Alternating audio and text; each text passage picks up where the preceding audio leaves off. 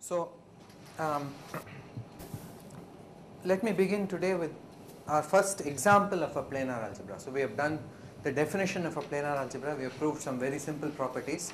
For example, that each pk is an associative algebra with unit, and there are inclusions, well, at least homomorphisms from pk to pk plus 1, and that p0 plus minus are in addition commutative algebras.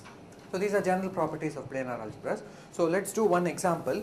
I will not be able to do this example very carefully, but you will still get an idea how to construct that this is a planar algebra. So, the example, this is called the temporally leap planar algebra.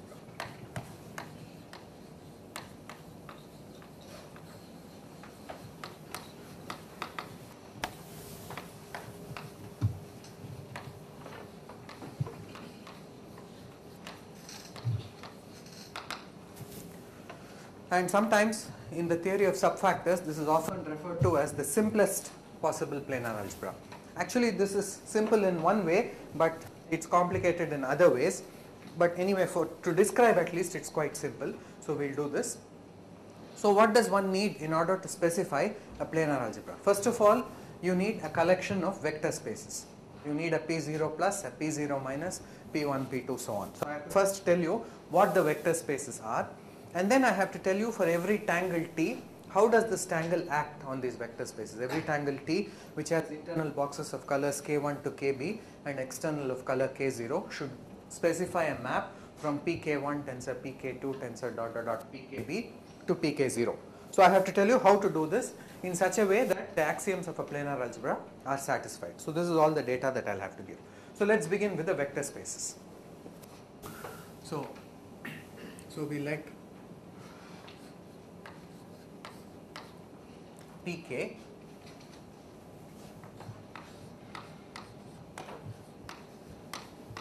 be the vector space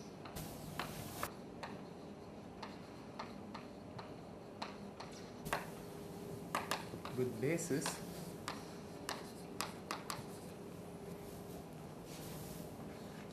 all k temporally leap tangles.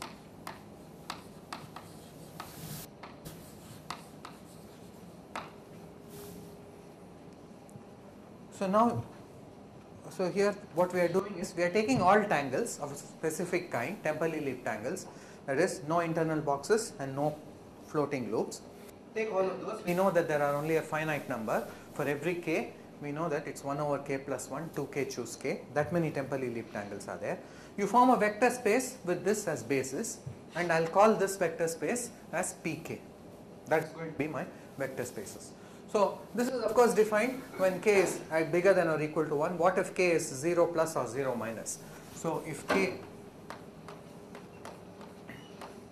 is 0 plus minus,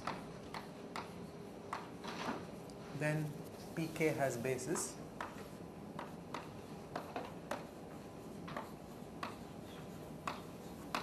a temporally leap tangle with no points on the boundary. There's only one such, that's just the empty tangle. So this is the basis for P0 plus, and this is the basis for P0 minus. Singleton basis, right? P0 plus has a basis of one element, P0 minus has a basis of one element. Pk for k bigger than or equal to 1, it's 1 over k plus 1, 2k choose k. For example, the basis for P2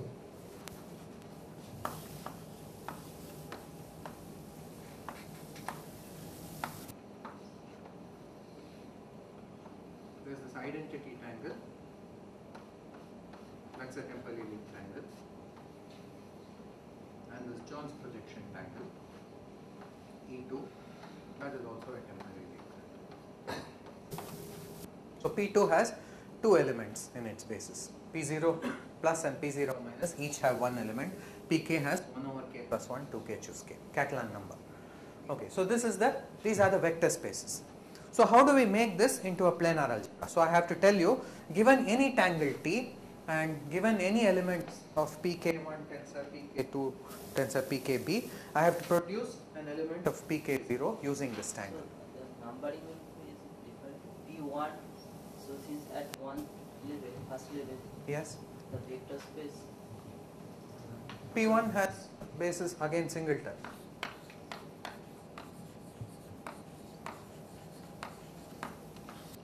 Okay, so This is the okay, basis. so 2 points in the one. Yeah. Okay. Always pk means 2k points, even always. Okay, so P1 has this as basis. Okay, so now I have to tell you how to make this into a planar algebra. So specifying the action of tangles.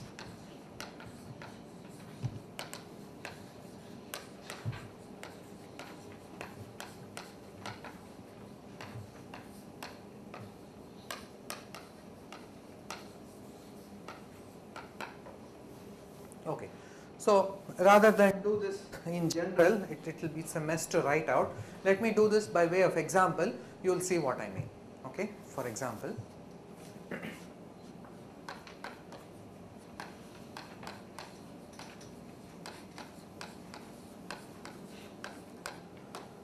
let T be the tangle.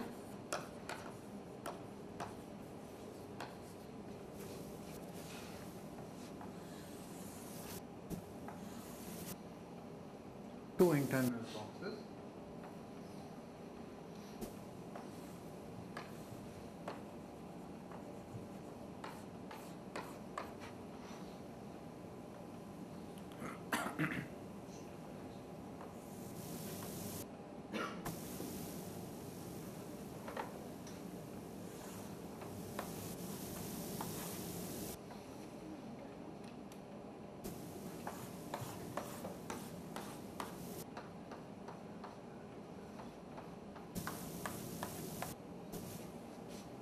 This is my tangle.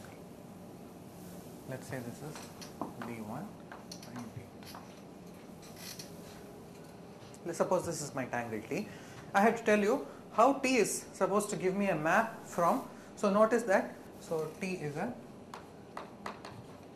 how many external points? 1, 2, 3, 4, 5, 6 external points. So T is a 3 tangle.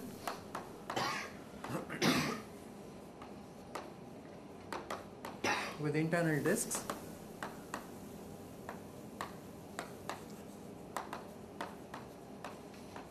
of colors. So D1 is of color 2 because there are 4, and D2 is of color 3.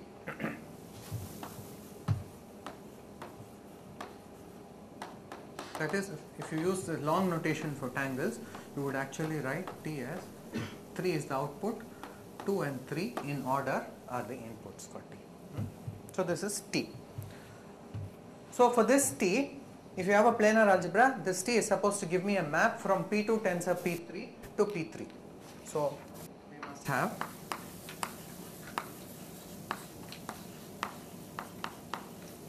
associated to this T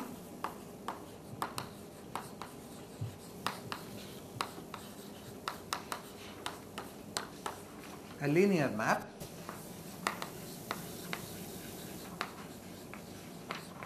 ZT from P2 tensor P3 to P3.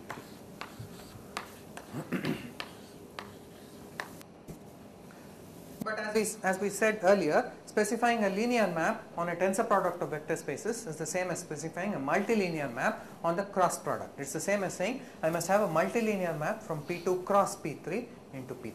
Equivalently,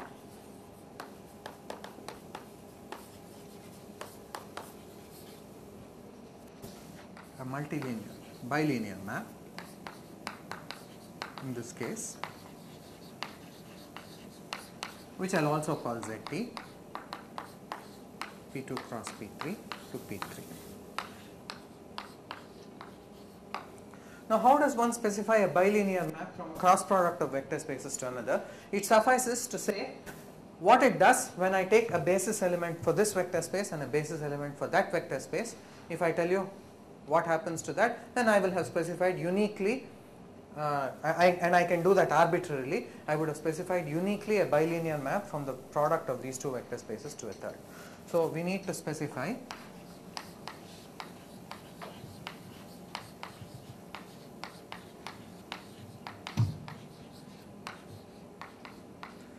ZT of So x comma y, where x is an element of P2, x in P2, y in P3 are basis elements.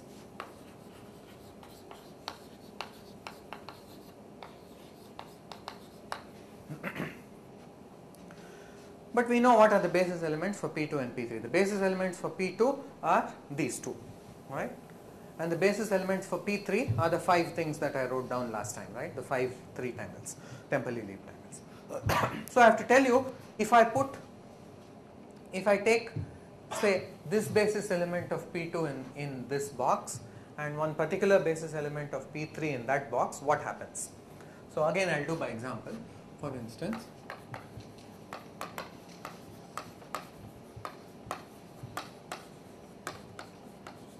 take x to be, let's see,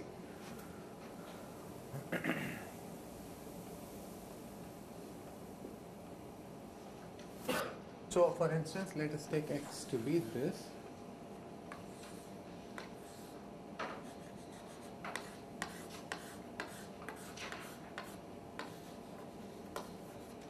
and y to be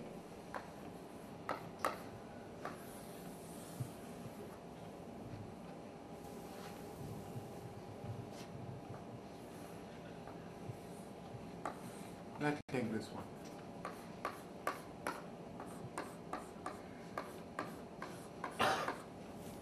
So these are basis elements for P2 and P3 respectively. I must tell you what is zt of x comma y. So the procedure is such as follows. So to find zt of x comma y, just put these basis elements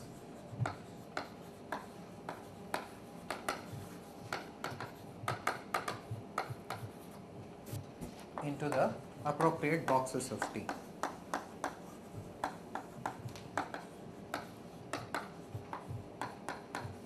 That's the first step actually. Okay, so let's do this first step. So I take T and plug these basis elements in. So x should go here with the star.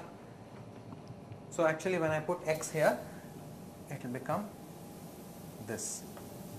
That's what x is. Right? Then I to put y into the other one. If I put y into the other one, it becomes this.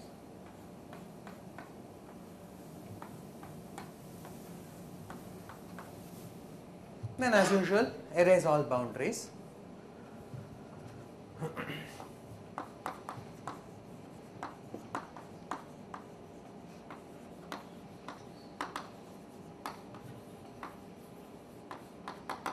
So what do you get? So when I erase these boundaries, I'll get this new tangle.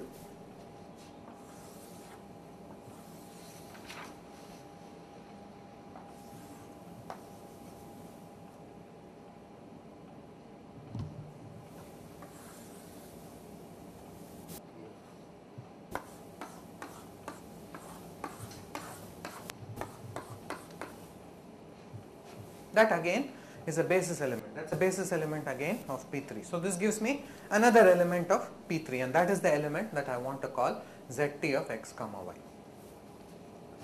So this is a basis element of P3,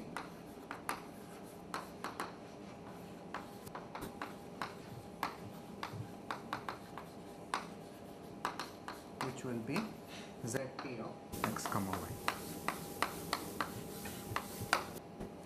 Okay, in this case the process worked, there was no problem, but this process does have some slight problems.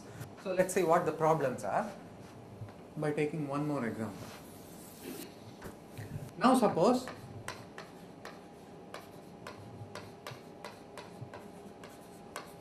that you take x to be the other one.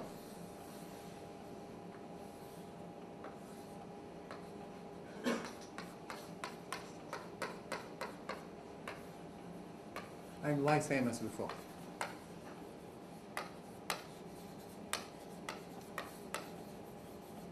So try calculating zt of xy. Put x into the box, into the appropriate box, and see what happens.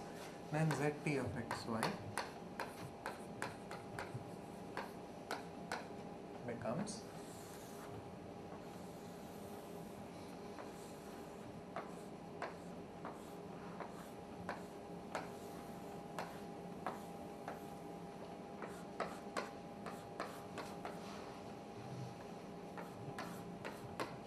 something is wrong.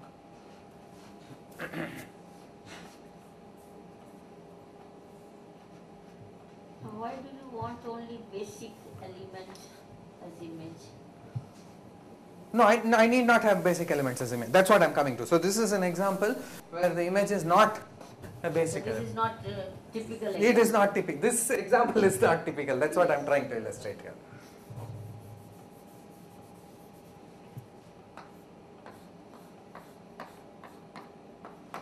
Okay, so that was my tangle T. I must substitute x into the 2 box of T and y into the 3 box of T. Let's see what happens. So if I substitute x, so these are the stars. X is this tangle. And y is the same as before. So I still get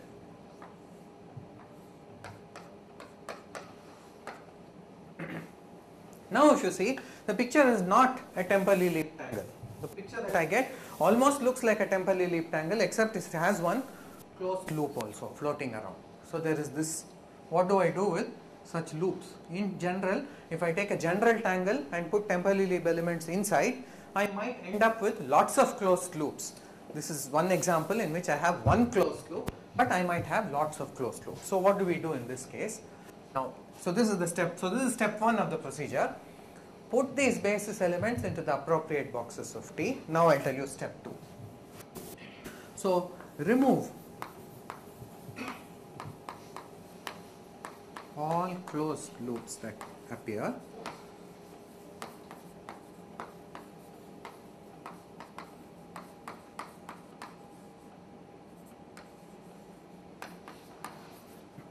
by putting in multiplicative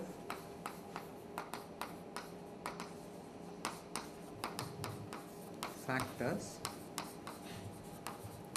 of some fixed delta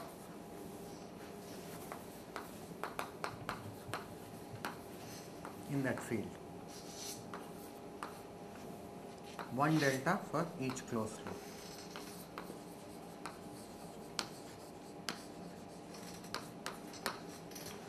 What remains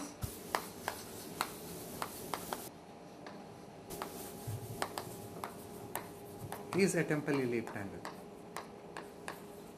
Hence basis element of the appropriate P.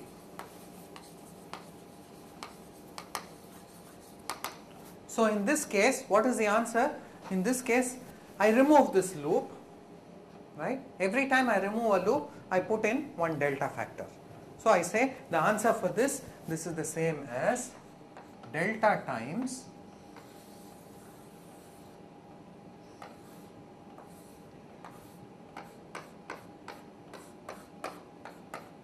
now that is a basis, temporally leaped basis, that's this element. In this case, zt of xy was just this element. In that case, zt of xy is delta times that temporally leaped element. What is delta? This temporally leaped algebra is dependent on one single parameter. So the planar algebra P is denoted. The planar algebra is denoted TL delta. It depends on one single parameter. That means you will have one planar algebra for every choice of delta that you make. So TL of 3 will be one planar algebra. TL of square root 2 will be another planar algebra. You can take any complex number that you want for delta, and for each choice of complex number you will get a different, we have not seen it's different, you will get a planar algebra whose rule for composing tangles is different at least. So is it clear how this thing is a planar algebra? This is this process. This is just the data. So planar algebra has data and it has axioms. One has to check that renumbering axiom holds, substitution axiom holds, non-degeneracy holds. All these things hold, one has to check. right? But these checks I am not going to do. If I have to do it formally, it's quite hard to do, but if you can convince yourselves fairly easily that all these things hold. There is nothing you are doing here. You are just plugging in, removing loops. All of these things commute with these operations of substituting one tangle into another.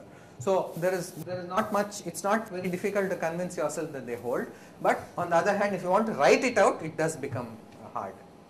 So I won't write out the proof. I claim that this is a planar algebra. But I just want to do one more example just to illustrate how this process works.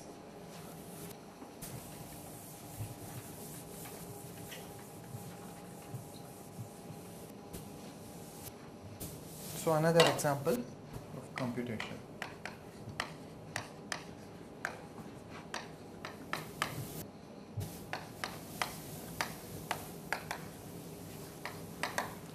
So in this case, let me take my tangle T to be the following tangle.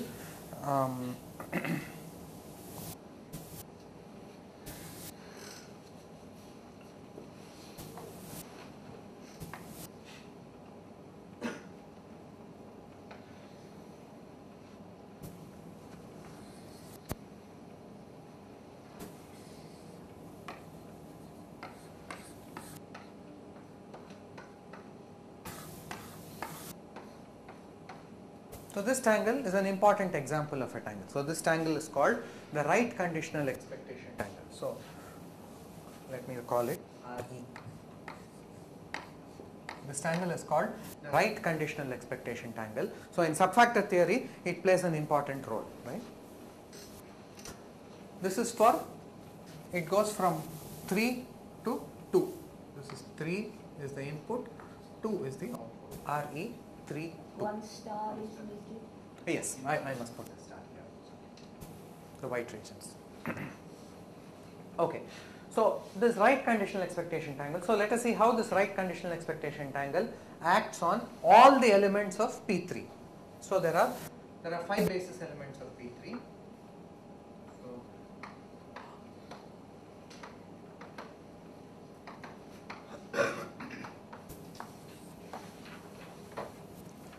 As we know, there is E1, E2, E3, and then this is E3, E2. So this is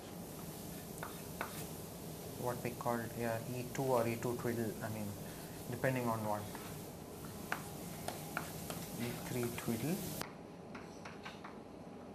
E3 twiddle, E2 twiddle.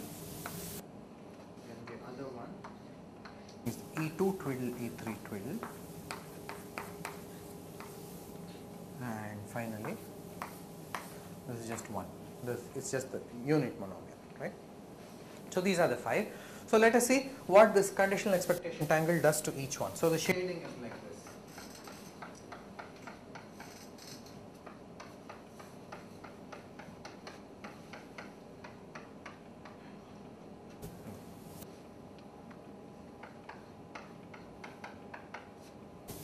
It's white inside.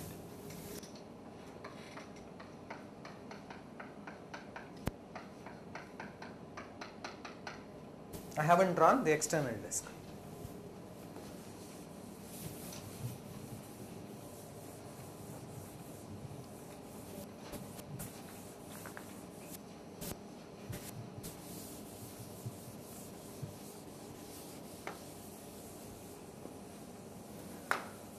Okay. So what happens when you substitute E2 twiddle here? So ZRE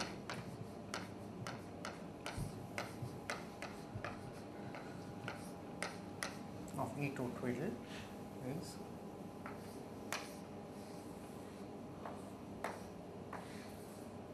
you have this, and then I just put this inside. When I put this inside, this goes like this goes like this goes like this. So I get one closed loop, right? And then the rest of it is just this one. So this is delta times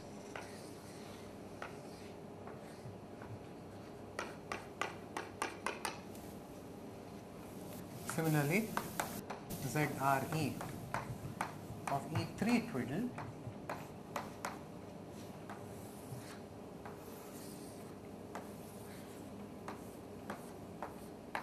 that is my tangle RE, and E3 twiddle looks like one line straight down and these two like this. So finally I just get the identity tangle in P2, etc. Right? I mean, you can calculate. It should be fairly clear how to calculate in this Temple-Ely algebra, and this is an important algebra. So TL delta is an extremely important algebra. The name, the notation delta comes from the fact that delta squared is used for the index of a subfactor. Whenever you have a subfactor, there is automatically a Temple-Ely algebra associated with that subfactor, and that subfactor's index, if you call it delta squared, the delta for the Temple-Ely is that particular value of delta, which is, it's related to the index of that subfactor. Okay, so this is yes. So let me also mention something about the Temple-Ely algebra. Note that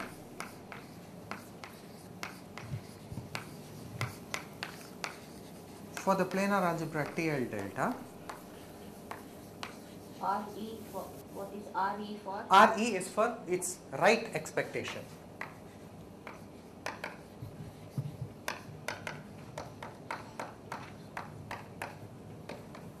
It's a conditional expectation tangle. This is called the right conditional expectation because you are capping it on the right side. Similarly, there is also a LE on the other side.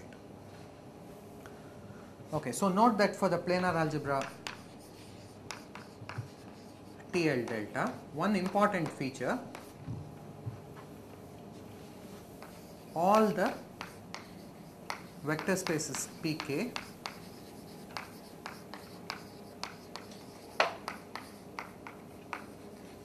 are finite dimension.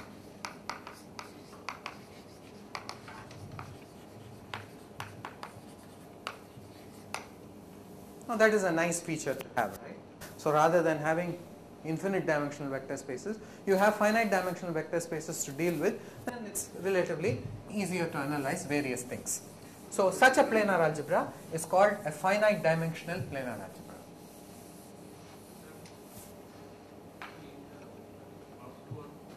Yeah.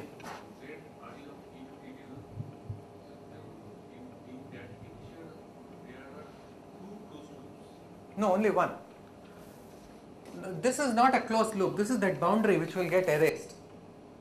That is going to get erased. You must distinguish very carefully between the boundaries of disks, that is one thing, and strings, which are another thing. Actually, if I drew them in different color, you would see this is a different kind of object from this one.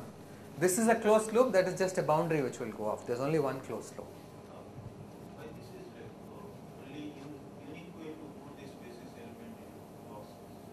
Because suppose I want to put a basis element here, there is a star for that basis element. The star has to match this star. So there is only one way you can do it.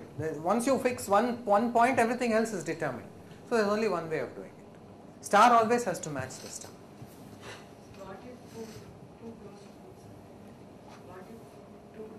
Two closed loops, then each one delta for every loop, delta squared.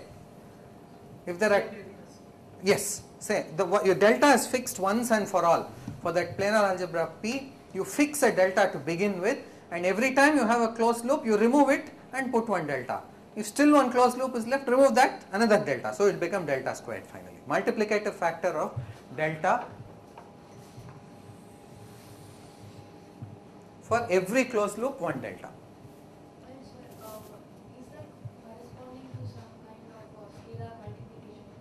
Yes, it does. See, as I said, this thing is part of a basis element of some vector space, and this is delta times that basis element. It is scalar multiplication on that vector space.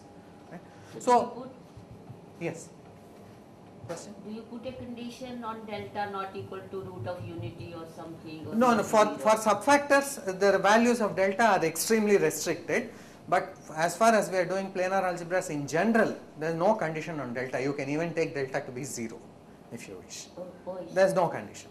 But the interesting ones will happen for delta positive and in one particular range of value, the same range of values as the index values, square root of index values of subfactors.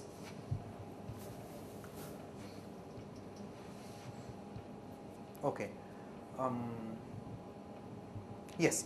So for the planar algebra TL delta satisfies the property that all its vector spaces are finite dimensional. Such a planar algebra is called a finite dimensional planar algebra.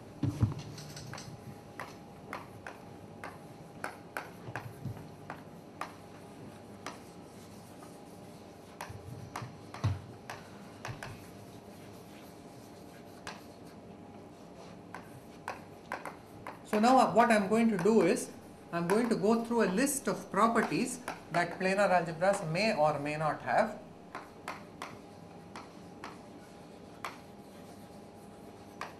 Or desirable properties generally.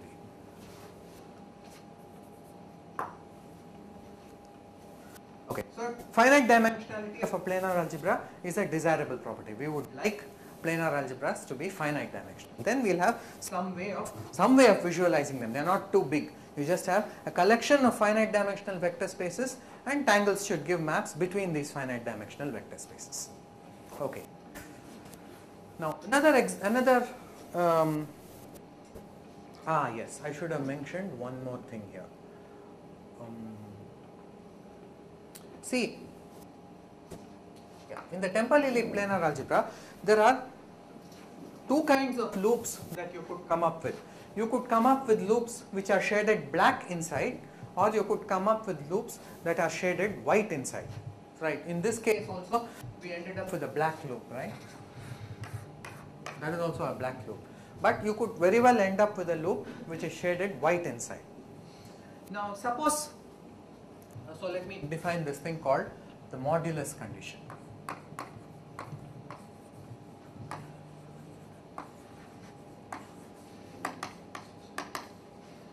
So let P be a planar algebra.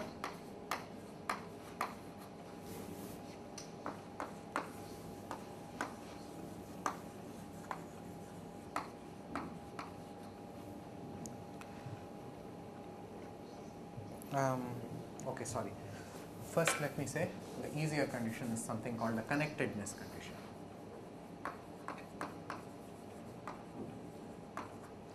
So let P be a planar algebra.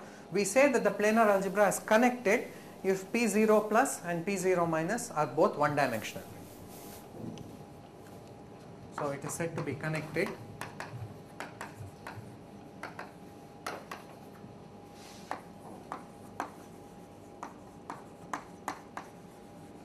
if the dimension of P0 plus and P0 minus both are one dimensional spaces, like the planar algebra, Temple-Ely planar algebra. For the Temple-Ely planar algebra, we said what is the basis of P0 plus?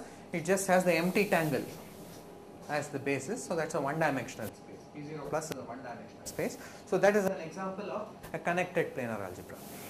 Now, one important property for a connected planar algebra is this following proposition.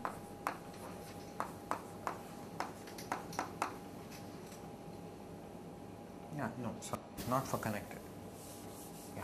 So this, now we'll deal almost exclusively with connected planar algebras. So the reason for the terminology connected is it comes from topology. So if you have a vector, if you have a topological space and you take the homology group, so you know the zeroth homology group is a direct sum of copies of, whatever field you are working over, so many copies of the field as there are connected components. So connected means it's just one dimensional.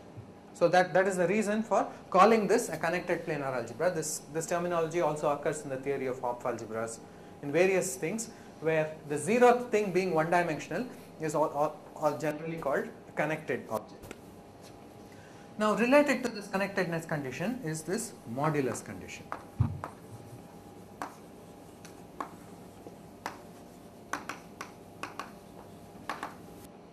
So if P is a planar algebra,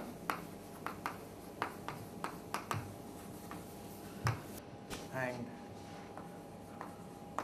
T plus and T minus are the following tangles.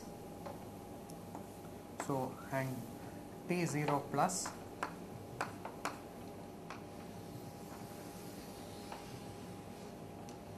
is this tangle, which has a single closed loop inside.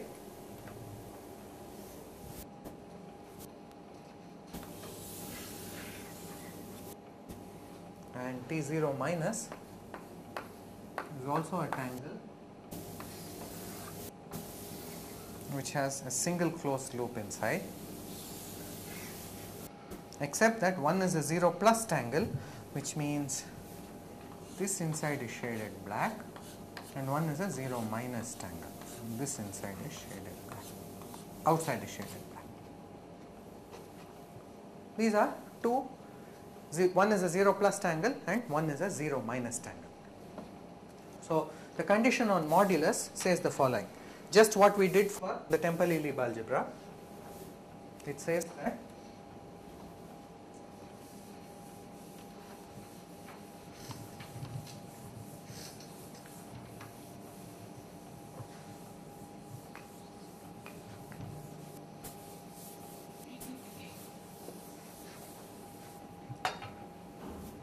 Z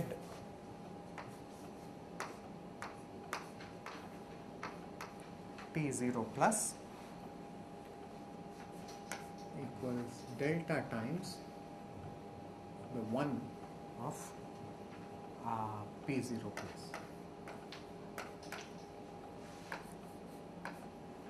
of 1. Z T0 minus of 1 is delta times 1 P0 minus, where P0 plus minus 1 of P0 plus minus are the unit elements in that algebra.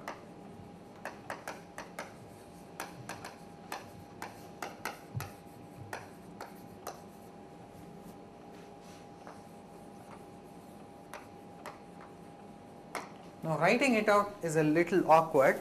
I have to write it out like this, but what it basically means is the following. What it basically means is, whenever you have a closed loop, you can remove it in any tangle, right? So what this will finally mean is, the modulus condition applies only to these two tangles to begin with, but one can show that,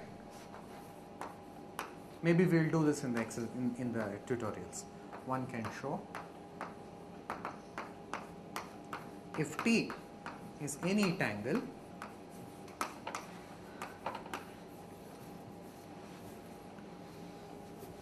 and T twiddle is the same tangle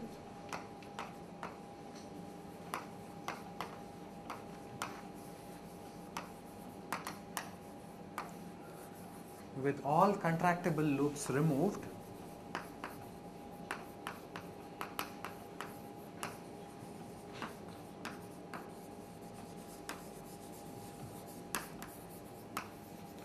then Z T and Z T twiddle differ by a multiplicative factor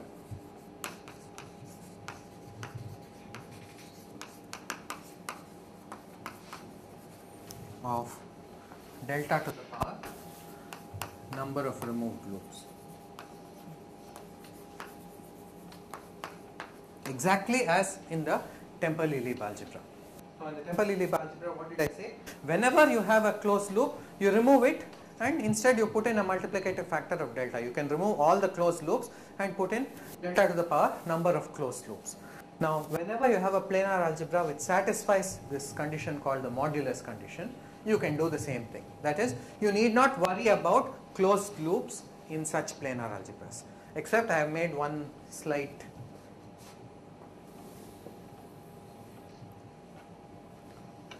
you need not worry about contractible closed loops. What are contractible closed loops? See, in a tangle there are closed loops. For example, if you have a tangle like this, you could have a closed loop of this kind which has nothing inside. When you have nothing inside, you can contract that loop and remove it and replace it with delta. But on the other hand, there are also tangles of this kind where inside the closed loop there is a zero box. That is quite. What is the role of loops to begin with? See, loops, you cannot avoid loops because when you do planar algebra compositions, loops will be produced. So there is you have to deal with them whether you like it or not. If you have strings and you are allowed to close strings in any way, then automatically loops will come. So you have to have a way of dealing with them, And this way of dealing with them is the simplest way, is to say you can remove closed loops, but you'll have to put in one delta factor. And that is the thing that arises also in subfactors. In subfactors, exactly this thing happens. All loops can be removed by putting in delta factors. So all of these definitions, they might seem sort of unmotivated, but everything comes from this theorem of Jones, which links subfactors to planar algebra. So from subfactors, that picture extra loop is coming after composition. in this picture one extra loop has come, so you can remove it and put delta. But why you can do that for planar algebras which come from subfactors, that requires a separate proof. It does happen. Okay, so this is not a contractible loop. So modulus condition will not say anything about this, because this is not a contractible loop. I cannot contract this, so I don't know how to calculate this one. But This delta is same for whether I come with a threaded loop or. yes, that is what I want to say, right, correct. So the modulus condition says there exists a delta in your field such that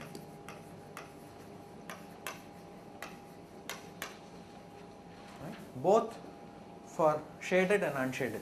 See, this one is the shaded loop, this is the unshaded loop. For both of them, it's the same delta. Okay. So what kind of value can delta take? You said it can be positive value. How do you determine the value? How will we determine the value? So if I am defining my temporally planar algebra, I can choose my delta to be anything. I can say let delta be 3, right? So, but for the planar algebras which come from subfactors, the value of delta cannot be arbitrary. It has to be positive. It has to be either greater than or equal to 2, or if it is less than 2, it takes only a countable set of values for things that come from subfactors. But we can study planar algebra independently of subfactors. That is what we are trying to do, for which case delta can be anything. You can take delta, you can choose delta, arbitrary. Okay.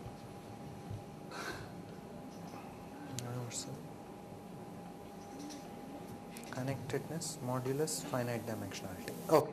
Now next let me address one more property that a planar algebra might or might not have, and this is called sphericality. This is a little more geometric property. So I have done 3 properties so far, right?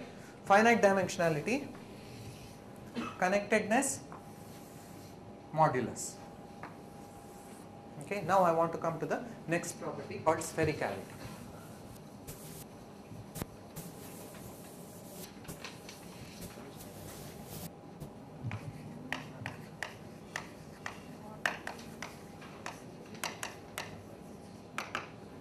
So what the sphericality property says is something about 0 tangles, something about 0 plus and 0 minus tangles. So suppose P is a connected planar algebra.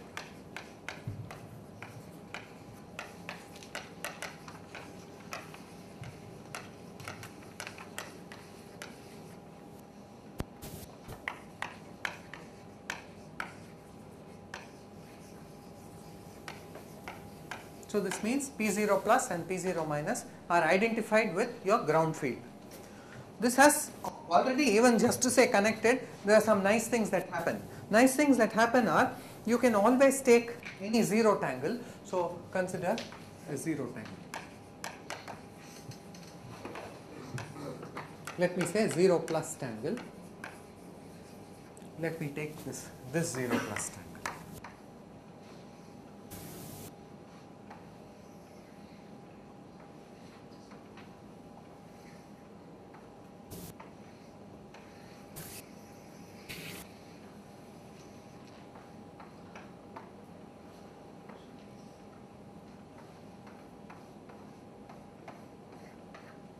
Okay, here is a 0 plus tangle with 2 internal discs, D1 which is of color 2 and D2 also of color 2, right? So this is 2, 2, 0 plus.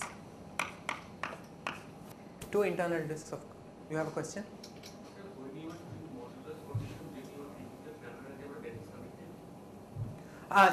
We can impose that. Yeah, typically I will use only connected, from now I will only worry about connected planar. Because otherwise that J P 0 plus, Yes. that is a map from actually K to K, but right hand side you have written that delta times of with some complex number times of 1 P naught plus.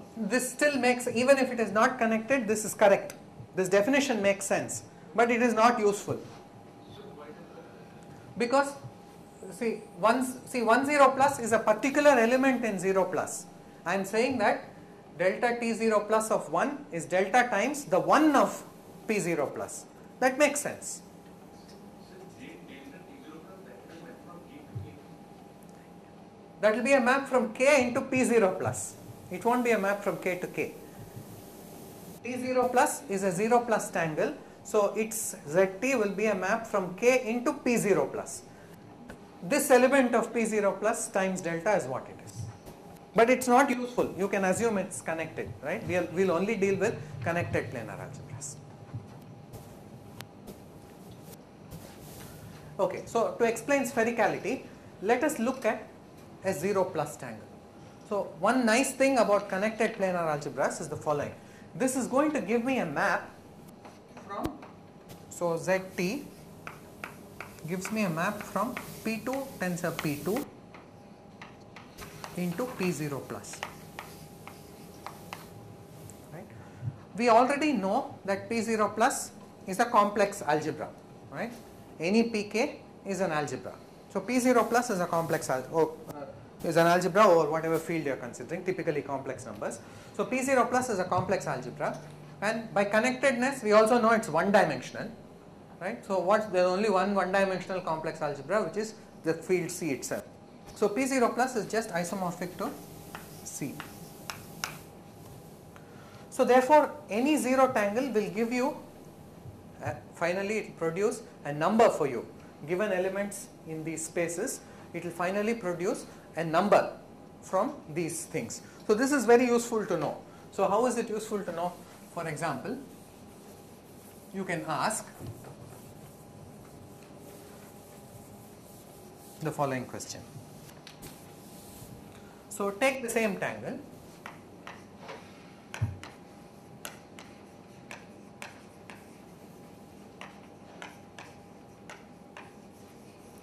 On the surface of a sphere.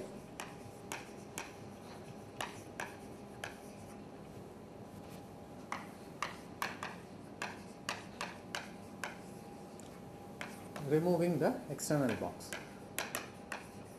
external disk.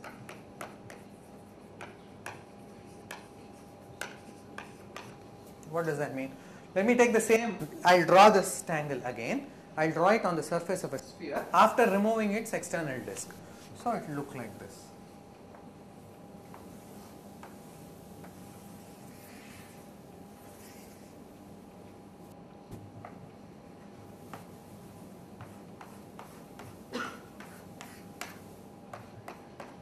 It's still in the plane, but now I just think of it as sitting on the surface of a sphere. So just imagine that this tangle is no longer on the plane, but it's lying on the surface of a sphere. Now we know that under planar isotopy, under planar movements, this thing doesn't change. We can ask what happens if you make a movement which is on the surface of a sphere, which is not just a planar movement, which is you're moving the point at infinity around. Suppose I bring the point at infinity, say, inside here. Now what happens to that tangle in that case? So let me show you what happens to that tangle then.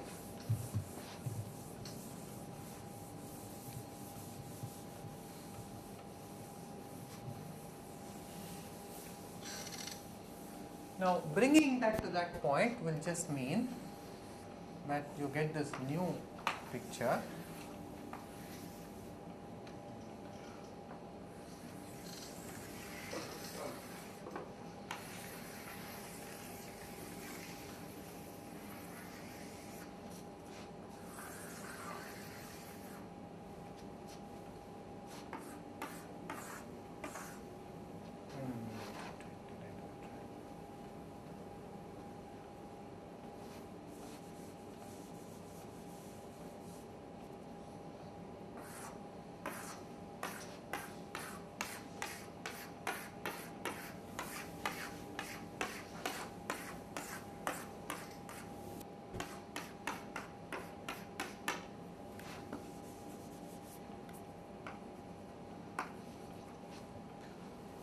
So moving the point of infinity inside the black region will make the whole sphere black except for this portion. This tangle and that one are the same on the surface of the sphere. Okay, but now, so we can ask what is the connection between zt of that tangle and zt of this tangle. Is there any connection? Should they be equal or what? But it really doesn't make sense to say should they be equal. So let's look at this. So first of all, is it clear how I went from this picture to this picture, right? So why? So initially the point of infinity is here, that is in a white region, right? So when the point of infinity is in a white region, that means the whole sphere is shaded white except for some small portions, these three portions. Then I moved the point at infinity inside this black region. Now the point at infinity is in the black region, means the whole sphere is shaded black except for some regions. And what's the picture you get when you do that? It is exactly this picture. You need to think about it a little bit, but this is the picture that you will get. But now this tangle, I can put one external disk around this.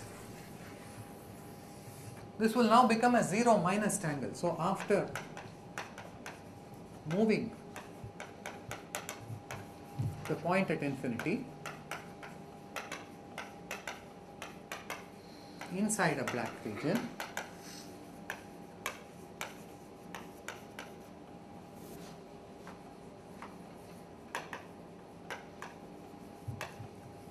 we get a 0 minus tangle, new one. So we started with a 0 plus tangle T, and then if I move the thing here, I would get one 0 minus tangle. If I moved it here, I would get another 0 minus tangle. If I moved it here, I'll get another 0 minus tangle. Various kinds of 0 minus tangles I can get by moving that. In fact, I can get, suppose this was slightly more complicated, I can even get different 0 plus tangles from the same one by moving the point at infinity to various points. The question is, what is the relation? So this specifies a map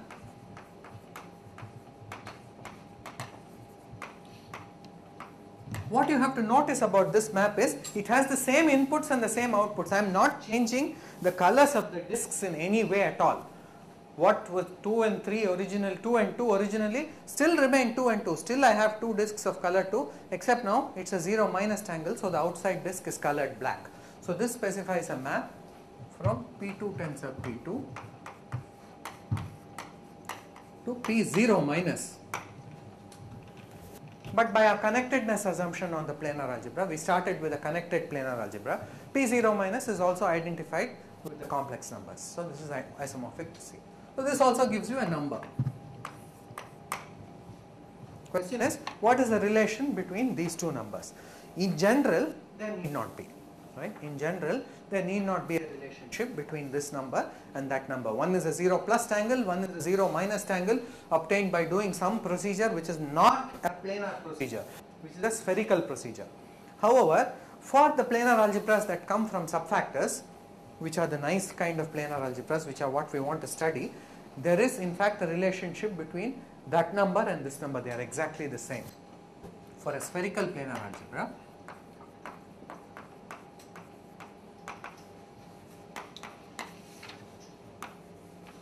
I mean, we really should not call this a spherical planar algebra, we should just call this a spherical algebra, right? Spherical algebra is better than a planar algebra. You can do movements not only on the plane, you can also do movements on the sphere and still preserve things. So, but it's called a spherical planar algebra. So, for a spherical planar algebra, these numbers must be equal.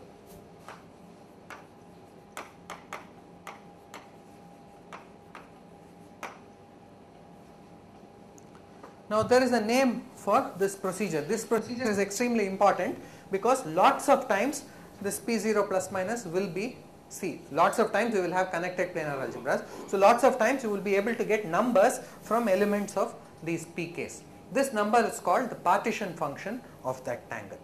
So notation, this is just a notational remark.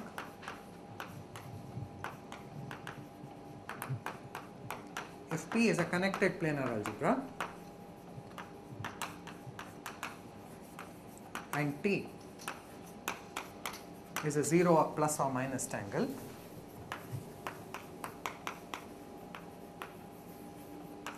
Then for x1 in pk1, xb in pkb,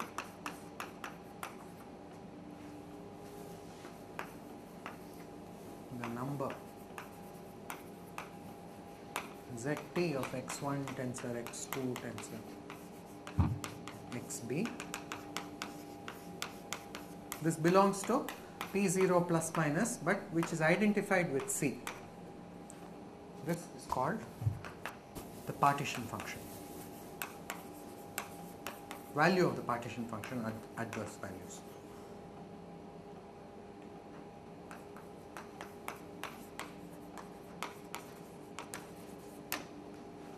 So this function is called the partition function. Zt, when t is a 0 tangle, 0 plus minus tangle, you think of it as taking values in the base field. Such a thing is called the partition function. And for spherical planar algebras, therefore, the partition function is an invariant not just of planar isotopy, not just of diffeomorphisms of the plane, but you are allowed orientation preserving diffeomorphisms of the full sphere. If it's invariant under this larger thing, such a thing is called a spherical planar algebra. Okay, so this is one more property. So connectedness, modulus, finite dimensionality, sphericality, 4. Now I have the fifth one.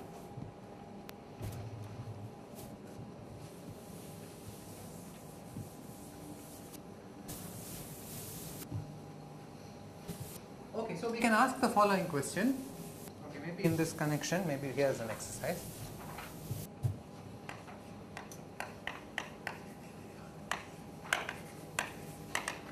So is TL delta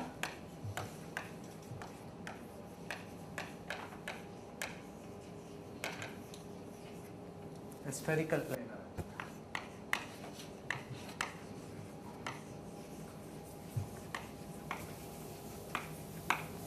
That's a question. Think about this. It is, but the question is to prove it. Huh? So it is a spherical planar algebra. How will you prove it? What exactly does this statement mean? Okay.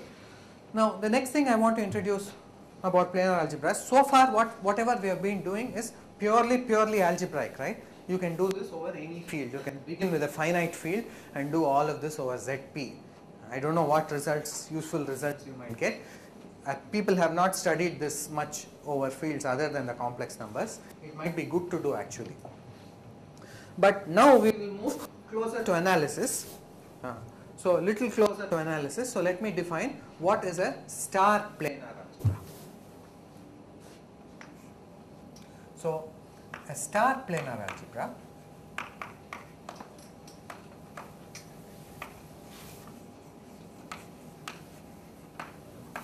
is a planar algebra P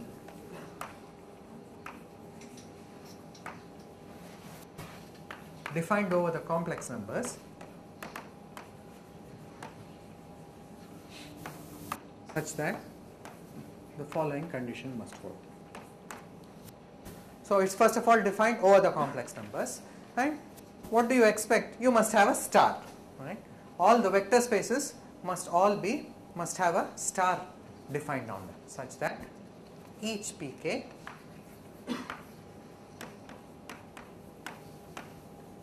has a conjugate linear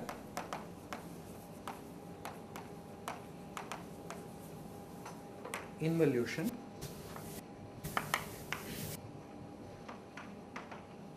star defined on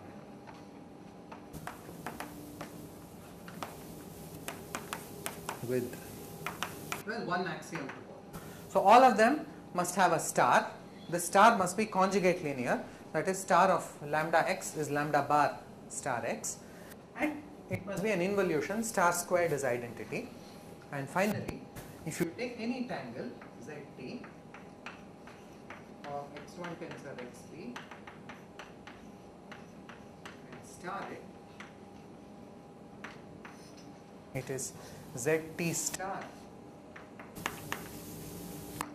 of x1 star. This is the single axiom for every tangle. Anti-homo? Sorry? Anti-homo? That is we don't have to impose that. That's a consequence. We'll see that. For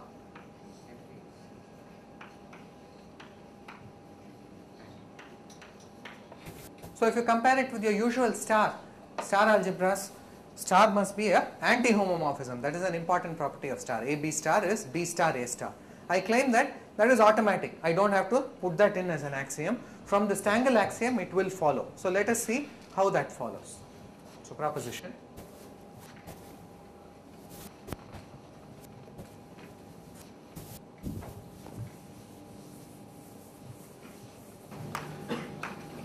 Each pk is a star algebra, i.e. we already have a multiplication on the pk, and that multiplication must respect the star structure in the following sense, that is xy star equals y star x star. So it is automatically a anti-homomorphism. Proof?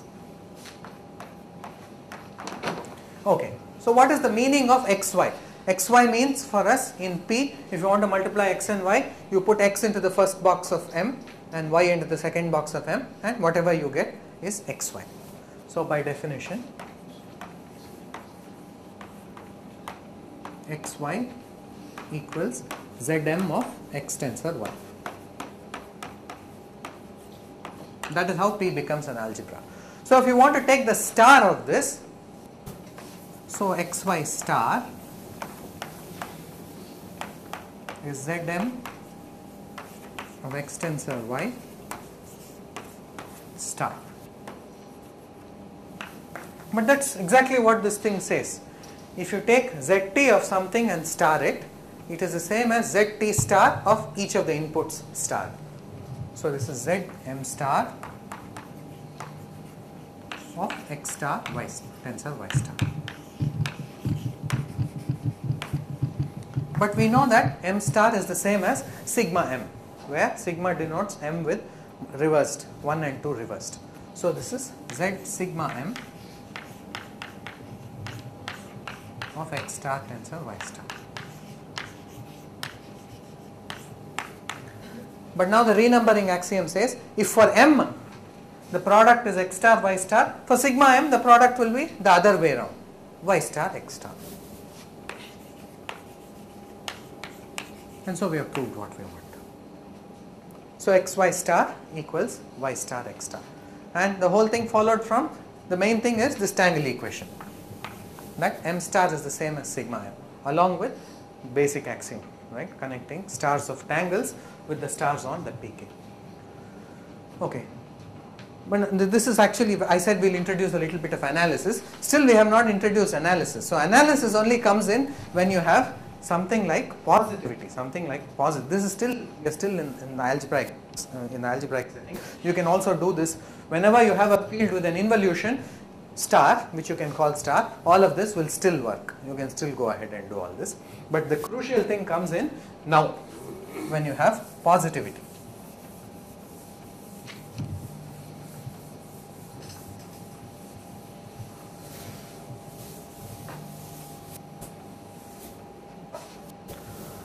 Okay, positivity.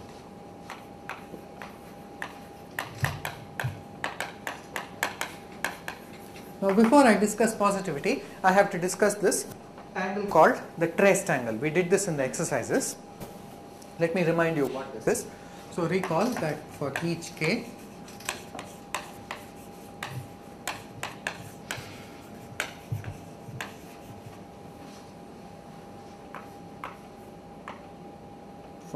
let's say greater than or equal to 1, there is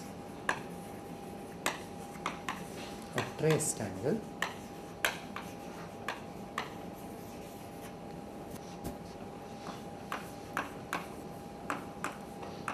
trace k 0 plus. It takes values in 0 plus and internal box of color k, which looks like this.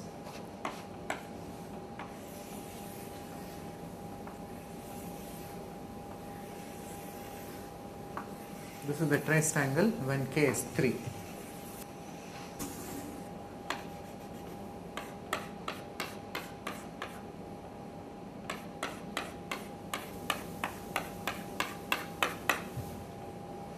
You just take a box, k box, a k disk, and then close it with k loops.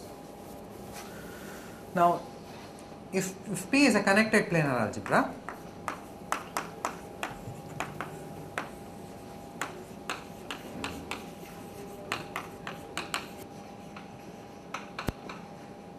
then Z of the traced angle,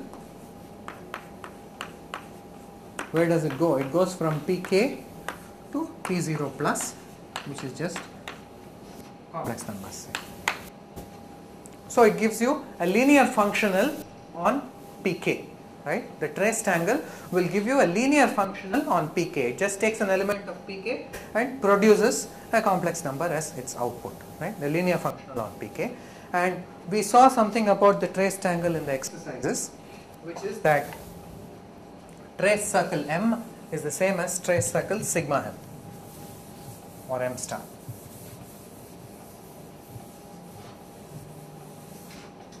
Since trace circle M equals trace circle sigma M, it follows that Z trace of xy equals Z trace of yx for all x and y in Pk. Because xy is Zm of x tensor y, whereas Z sigma m of x tensor y is yx. So Z trace of xy equals Z trace of yx. Thus, Z trace is actually a trace on the algebra Pk.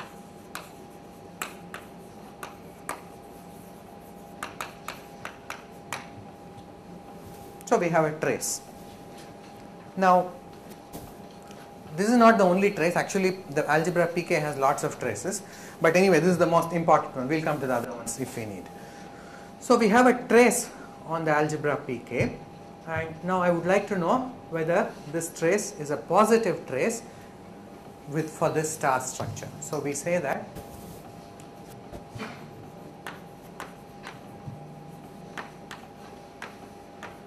a star planar algebra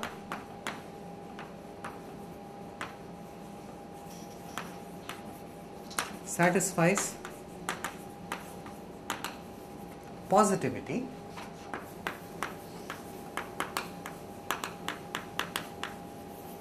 if Z trace of x star x is greater than or equal to 0 for all x in Pk, and with equality only for x equals 0. Okay, let me just say satisfies faithful positivity.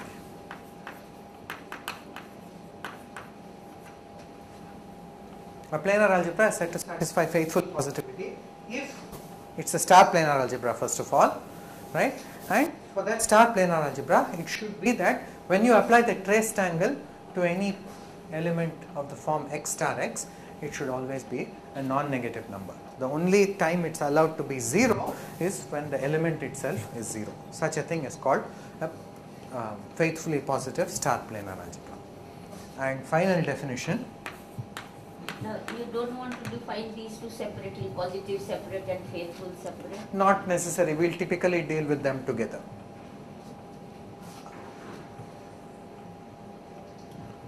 Yeah, in fact, maybe I should. Because if you take the temporally planar algebra, when delta is in the range 0 to 2, it will be positive but not faithful positive. So let's keep them separate. Yeah. Okay. So let me just, positivity means this part Yeah, put faithful in bracket and that in bracket. Right, faithful. Thank you, yes. Faithful. Faithful means with equality if and only if x is 0, right? So the two things I have defined. So now let me define the ultra important definition. So a subfactor planar algebra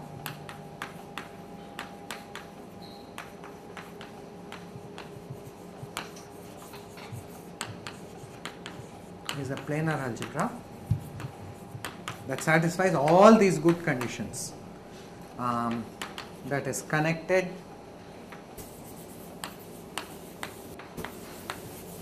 with modulus, finite dimensional,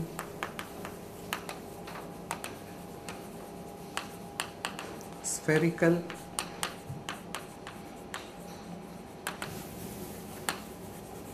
and has a faithfully positive star structure.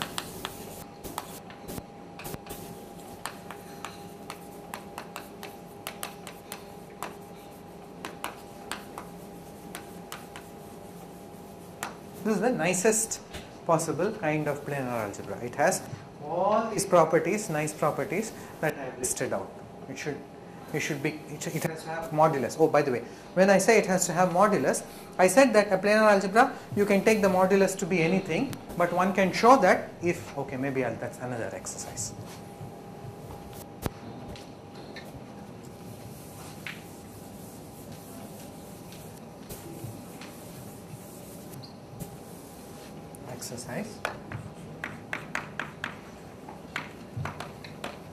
If P is a subfactor planar algebra,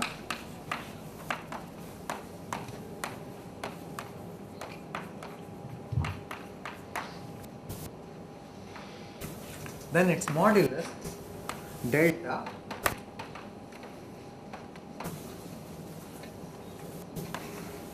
must be positive, must be a real number first, and it must be positive also, right? Must be a positive real number.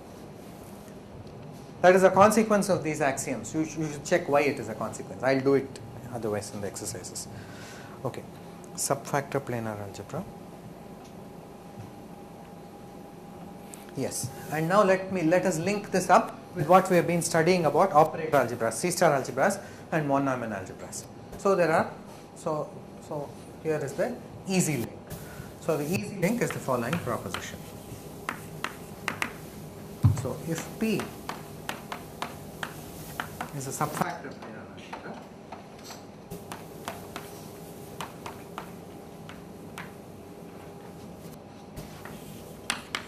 then each pk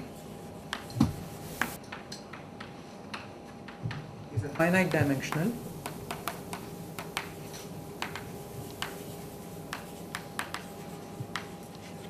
C star.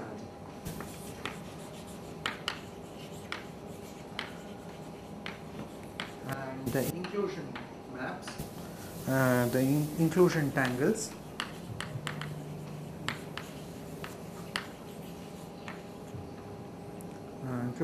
specify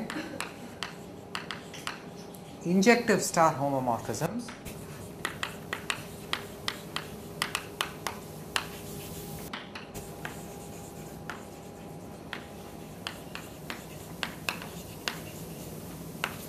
pk into pk plus 1.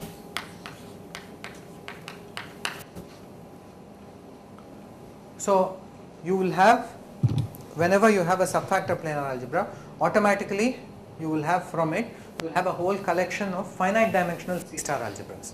Now what do you know about finite dimensional C-star algebras? The simplest C-star algebras are of course matrix algebras, right? And an arbitrary finite dimensional C-star algebra is just a direct sum of finitely many of these matrix algebras. So it's just a direct sum of finitely many matrix algebras with the usual star structure. And the inclusion tangles, we said, always give you homomorphisms of algebras, but in this case they give you star homomorphisms, and not only star homomorphisms, these are injective star homomorphisms, unital also, by the way. We already saw unital. From pk to pk plus 1. So what does that give you? That already gives you one family of, ascending family of C star algebra. So this should remind you of what Partho did. You have these UHF algebras which are also ascending union of finite dimensional C star algebras. You already have that. Notice that in all these axioms, most of the axioms were just algebraic things. Something has commute, something must happen this way, that way. The only axiom that gives you all of this is this faithful positivity axiom, and that too is such a small minor little axiom, you won't expect it has so many consequences, but you can build up a whole lot from just that little axiom. Gives you a lot of structure to these planar algebras. It also makes it hard to construct planar algebras. It's fairly easy to construct planar algebras satisfying all these axioms except this last one. To get this last one, you always need to do some additional work. Although it is happening only on finite dimensional algebras, all I am saying is that for every x in Pk, trace of x star x is positive. Pk is a finite dimensional vector space, it's a finite dimensional algebra, and I am saying that the trace is a positive trace on a finite dimensional algebra. But I am saying this for every k. K equals 0 plus 0 minus 1, 2, 3, 4. The whole infinite sequence of finite dimensional algebras, I am saying that the trace is positive. And from that axiom you can derive lots and lots of consequences. Okay, so maybe I can try and prove this proposition.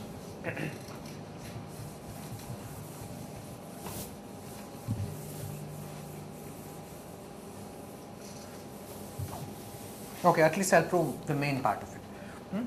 So, what do we want? We want to say that it's a C star algebra. Now, if you want to just do it by definition, you will have to have a norm which satisfies the C star condition and do all kinds of things. Now, that is hard to do. That is not how we are going to do it. But what we are going to do is to use the Gelfand-Naimark theorem. So, Gelfand-Naimark says if you have a star subalgebra of B of H, then norm closed star subalgebra of B of H, that is a C star algebra. So if I produce for you a finite dimensional Hilbert space, right, and then I produce a star subalgebra of it, if I show you that Pk is a star subalgebra of a finite dimensional Hilbert space, automatically it will be norm closed, everything is in finite dimension, everything is closed, and it will be a C star algebra. So all I have to do for you is to produce a finite dimensional Hilbert space, and Pk I want to produce as sitting as a star subalgebra. Proof. So take Pk and make a Hilbert space from it.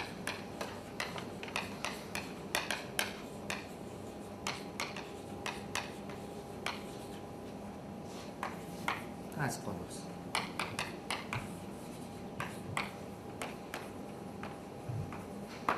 So how do you make a Hilbert space from Pk? I want an inner product, and I want to come, when I have an inner product space, finite dimensional inner product space, Pk is already finite dimensional. So all I want to give is an inner product on it, and to give that inner product, I will use this faithful positivity axiom. So as follows. So define for x and y in Pk, x inner product y equals z trace of y star x.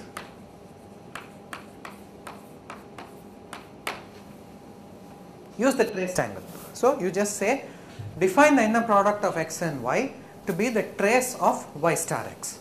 So now I want to check that this is an inner product. So I have to check it is linear in this variable, which it clearly is. It's conjugate linear in this variable, which it clearly is. And then what else do I have to check? I have to check that what do I have to check for inner product? And it's positive. That means what now? That means z trace of x star x. Yeah. So to check. Huh?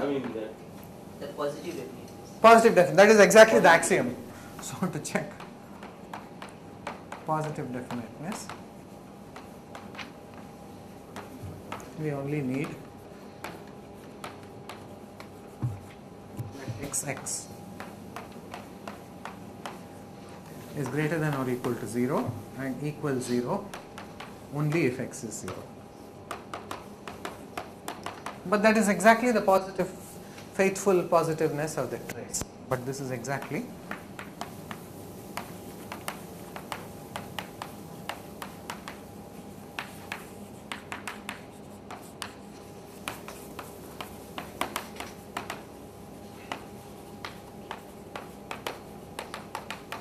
And so I finished. So I have defined an inner product.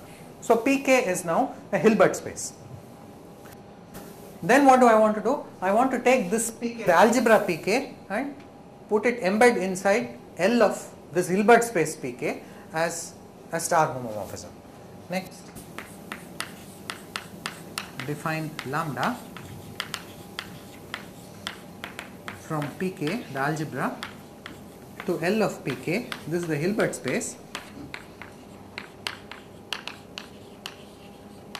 This is the bounded operators on that Hilbert space, which is just matrices essentially, all operators.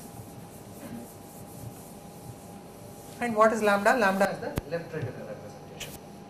So next define lambda by lambda x. If I take an x in Pk, I have to tell you what is lambda x. Lambda x should be an operator on Pk. I have to tell you what it does to a y. Lambda x of y is just left multiplication by x. Pk is an algebra, so xy makes sense. So here is this is the left regular representation of Pk on itself. Now this is the interesting exercise. So this uses,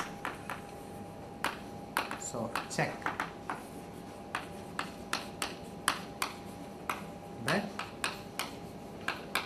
this is a star homomorphism.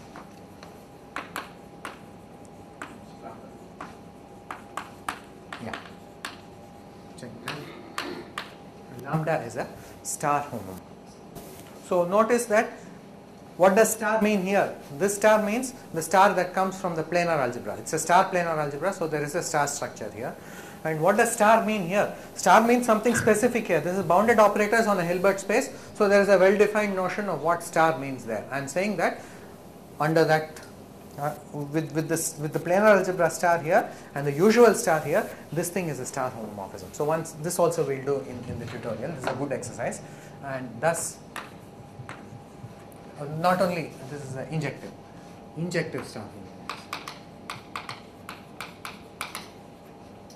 and thus Pk is isomorphic to a star subalgebra of L of Pk and is therefore a C star algebra.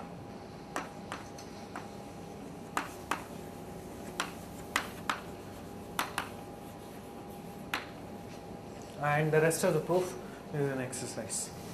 They are all just basic planar algebra things.